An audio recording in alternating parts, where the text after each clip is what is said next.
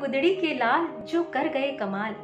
बस 18 महीने का ही रहा उनका कार्यकाल और इतने कम समय में वो कर गए कई काम बेमिसाल। हमारे भूतपूर्व प्रधानमंत्री श्री लाल बहादुर शास्त्री जी के 2 किस्से आज आपके साथ साझा कर रही हूँ। एक उस समय का जब वो प्रधानमंत्री थे और एक उस समय का जब वो छोटे बच्चे थे। लाल किले पर कवि सम्मेलन चल रहा था। कवि सम्मेलन का संचालन बाल कवि श्री वैरागी कर रहे थे।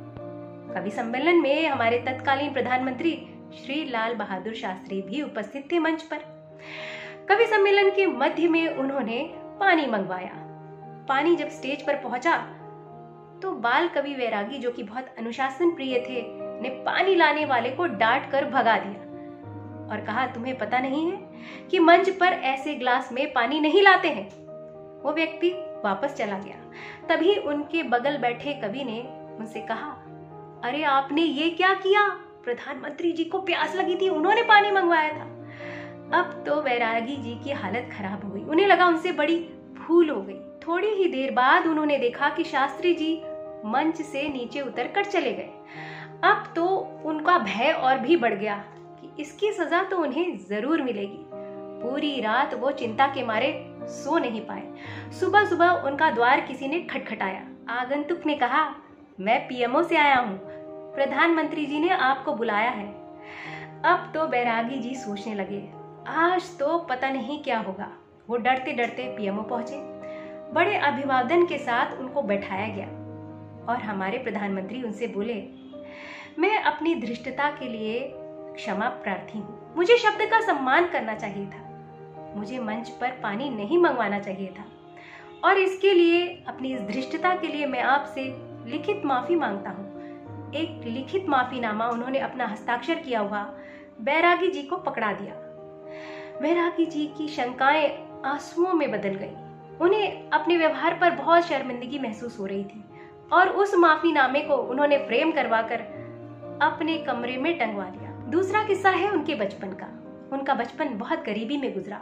जब वो मात्र 1.5 वर्ष के थे तो पिता का स्वर्गवास हो गया।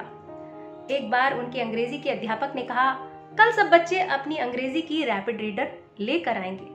अब शास्त्री जी के पास ना तो पुस्तक थी और ना ही पुस्तक खरीदने के पैसे। बिना पुस्तक के ही वो कक्षा में पहुंच गए।